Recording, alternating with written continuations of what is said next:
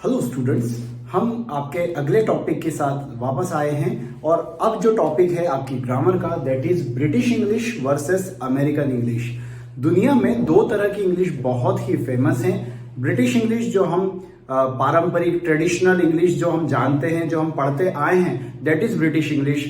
Modern way of English जो है वो अमेरिकन इंग्लिश है। क्या डिफरेंट होता है अमेरिकन इंग्लिश में? बहुत सारे डिफरेंस हैं भी और नहीं भी हैं, यानी कि कुछ बहुत ज्यादा अलग नहीं हो जाता है। ऐसा नहीं है कि भाई हिंदी की जगह कोई तमिल बोलना शुरू कर देता है, नहीं, बिल्कुल सेम इंग्लिश होती है। कुछ चीजों में जो आपको डिफरेंस देखने को मिलेगा, खासकर आप देखेंगे कि जो अमेरिकन होते हैं वो वॉवेल्स जो होते हैं, साउंड जो होते हैं, उनका लेस यूज करते हैं। जैसे कि मुझे कहना होगा कि आई कांट गो, मैं कांट कहूंगा, मैं ए के साउंड को यानी कि वॉवेल के साउंड को साथ में कहूंगा, वो कहेंगे I can't go, I can't go. कई लोगों को तो सुनने में अच्छा लगता है आई कैन गो लग रहा है, लेकिन वो कैंट बोल रहा है, आई कैंट गो।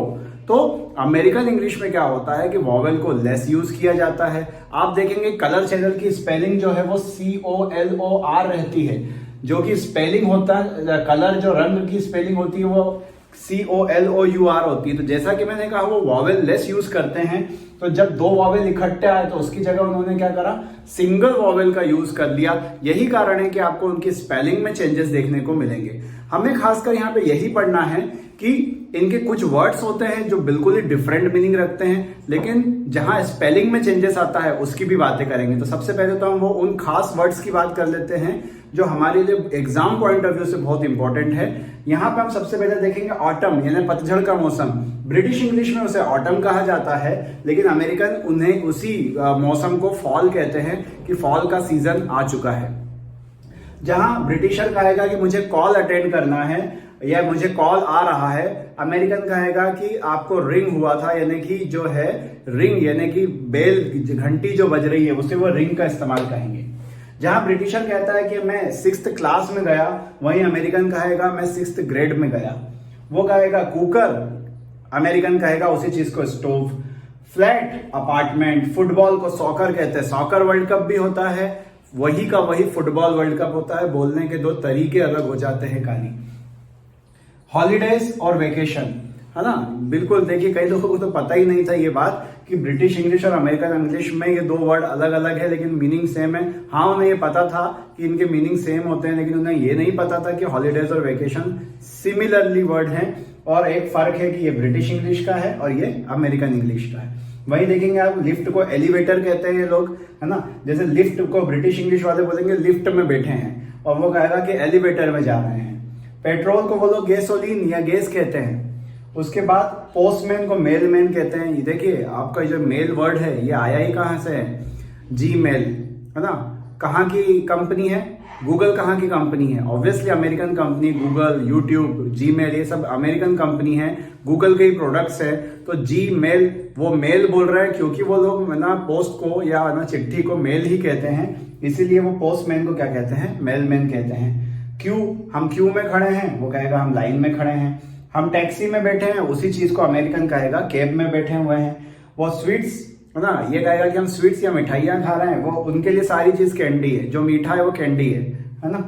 और ट्राउजर्स, ट्राउजर्स और पैंट्स, कई लोगों को तो ये लगता है कि ट्राउजर्स डिफरेंट चीज होती है, पैंट्स अलग चीज होती है। नहीं भाई, ट्राउजर्स ब्रिटिश इंग्लिश जो रहती है उसमें ट्राउजर कहा जाता है, उसी चीज को पैंट्स कहा जाता है। और मेज़ यानी मक्का, हम पढ़ते भी यही आए कि मेज़ यानी मक्का होता है। फिर उसके बाद हमको लगा कि यार ये कॉर्न भी बोलते हैं, मेज़ भी बोलते हैं, तो हमको ऐसा लगता होगा कि बेबी कॉर्न होता है ना, उसी को कॉर्न बोलते हैं, बाकी जो बड़ा मक्का आता है, नहीं, ऐसा नहीं है।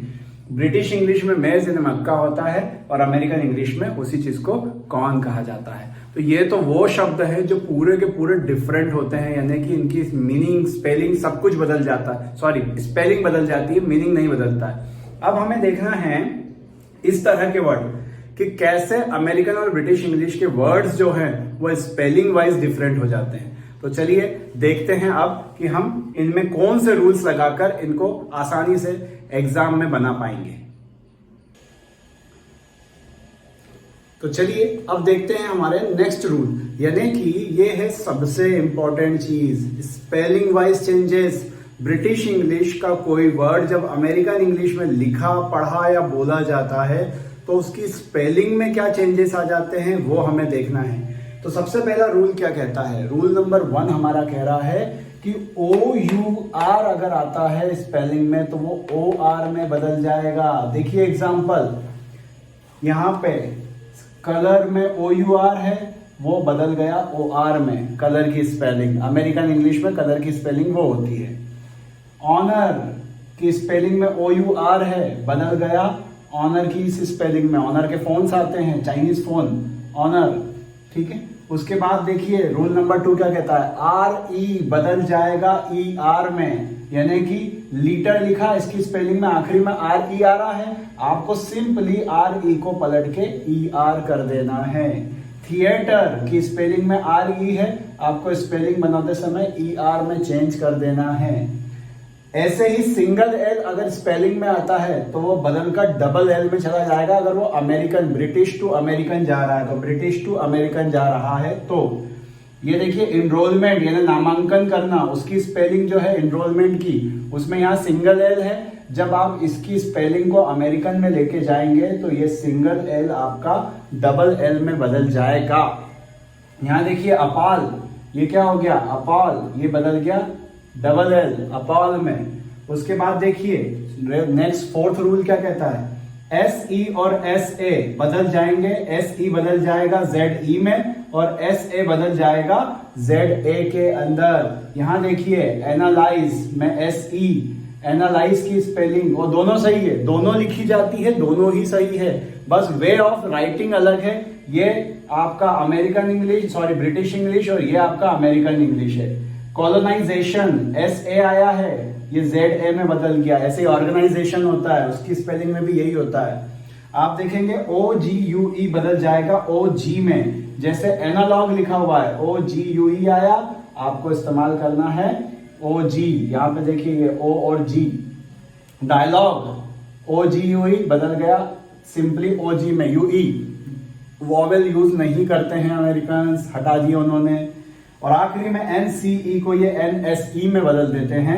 जैसे कि ऑफेंस लिखा हुआ है, इसकी स्पेलिंग में आखिरी में क्या आ रहा है? NCE, इन्होंने NSE कर दिया अमेरिकन ने। डिफेंस में NCE और ये NSE। इस तरह से 9 रूल्स होते हैं, ये 6 हैं, अगले 4 अभी 3 भी हम कर रहे हैं। इस तरह से अगर ये 9 रूल्स आपके दिमाग में रह गए, यकीन मानिए इससे 10वां रूल नहीं आएगा।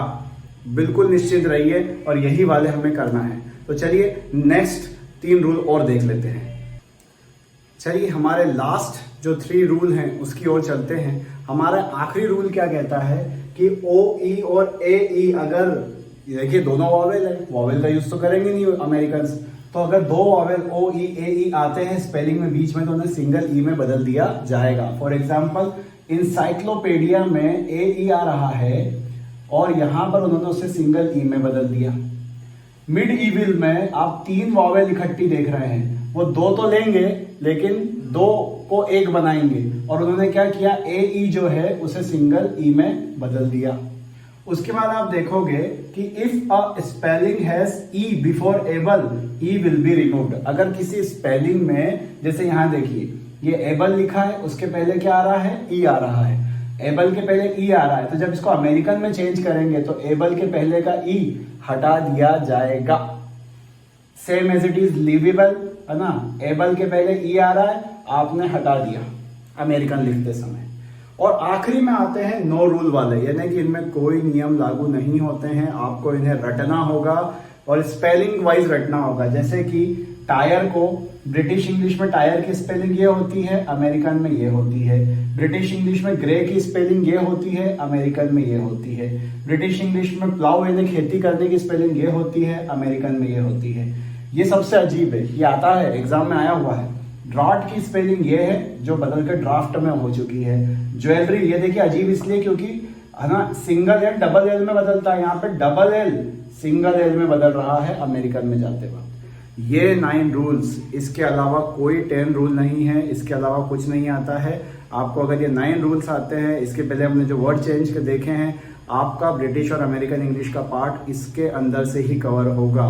सो आई होप आपको समझ आया होगा। Thank you for watching.